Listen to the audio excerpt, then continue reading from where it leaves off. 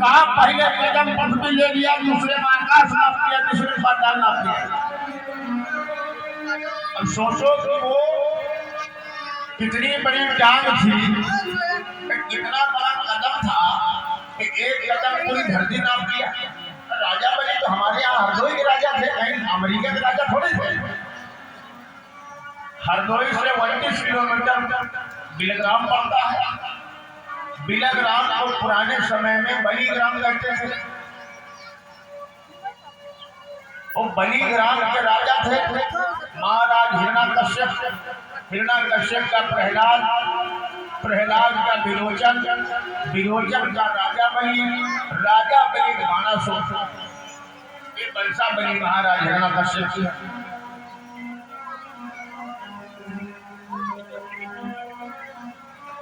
तो जब राजा बलि को छला, पहले युद्ध किया, जिसको युद्ध में नहीं जीत पाते थे उसको छलते थे। दो तरीका था, पहला युद्ध, जब युद्ध में दाल नहीं मिले तो फिर मारो, तो फिर छल से कपट से। तो रावण ने जो है 3 वचन भरवाया, ये बलि तुम्हारी संतानें शिक्षा ग्रहण नहीं करेंगे।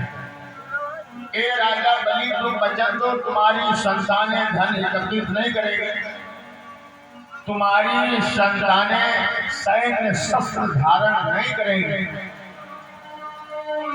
राजा बलि को झटका लगा कि बड़ा ये गड़बड़ हो गया, इसने दरवाजा भरवाकर हमसे हमारा राजपाट ले लिया। तो ये 3 जो लोग नापने की कथा है कि कोई गप है, बौना होशियार था। 3.5 कदम जमीन के बहाने राजा बलि का सिंहासन उसने ले लिया। गया, बातचीत करता रहा और चलते फिरते उसने अनुमान लगा लिया,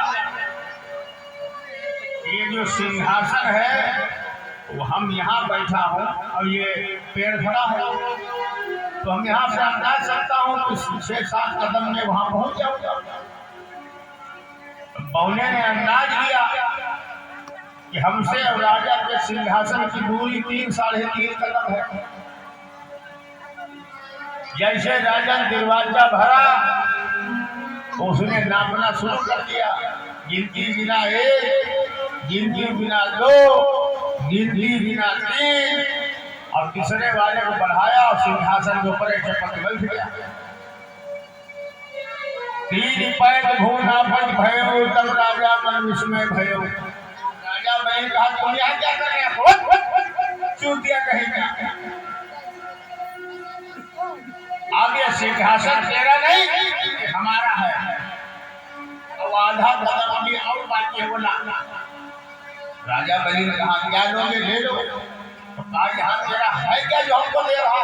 अरे जिसकी गलती वो राजा, जो राजा उसकी गलती, और जिसकी गलती और जो राजा उसका सब कुछ तेरा क्या यहाँ है। राजा बलि ने कहा बड़ा गजब हो गया, हमारा सब कुछ छिन गया। तो राजा बलि पेट के बल लेट गए और कहने लगे हमारा शरीर नापना। राजा बलि की रानी बड़ी बुद्धिमान थी, उसको पता चल गया कि राजा बलि का शरीर नपवाए ले रहा पावन। रानी गई क्या कर रहा है, बताओ बहनों हमने क्या बताया था, आप औरत नहीं हो, अबला नहीं हो, आप अर्धांगिनी हो। राजा बलि की पत्नी ने, आज रानी ने उसी अधिकार का प्रयोग किया और जैसे ही कदम बढ़ाया नापने के लिए, राजा बलि की रानी ने कहा रुक जा, तू इस शरीर को नहीं नाप सकता है। क्या मतलब, कहा इस शरीर में आधा हिस्सा हमारा है, इस शरीर को तू नहीं नाप सकता। तूने ये अपराध किया है, इसको नापने की कोशिश किया है।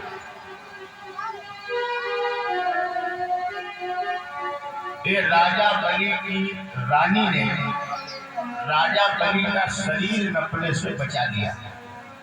ये पुराणों में लिखा हुआ है, हम इसकी पुष्टि नहीं कर रहे हैं, हम तो केवल ये पुष्टि कर रहे हैं कि राजा बलि का राजपाट लूटा गया, माने छीना गया।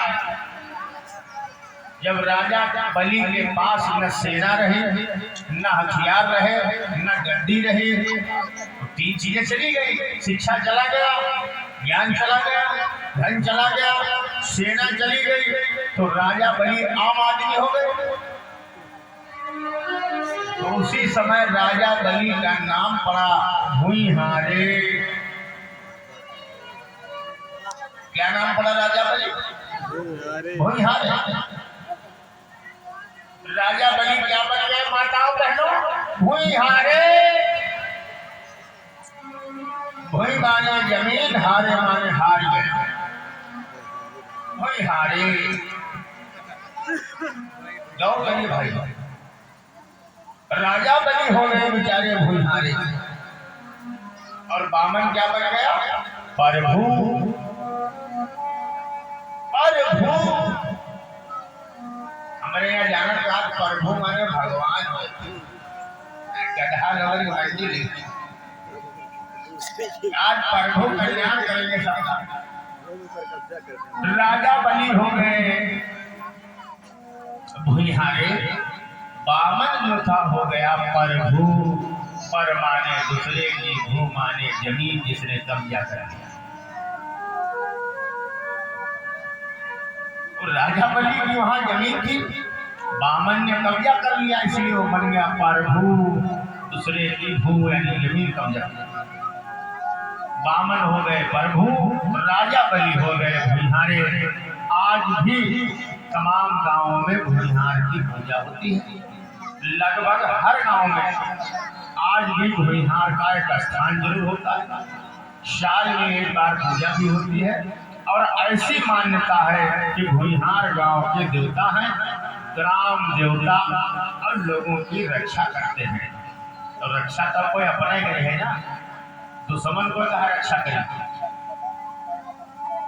हो राजा बलि को जब लूट लिया राजपाट बामन ने, तो कहा जाओ तुम्हारा सब कुछ तो हमने ले लिया है, तो कहीं जाओ गांव किनारे खेतवा वहीं फूल वही है बैठे हुआ भूइहारे नाम तुम्हारा चलेगा। तो भूइहार बने हर गांव की चौकीदारी आज भी राजा बलि न होते हुए भी कर रहे। इतिहास हमारा हमको बता रहा है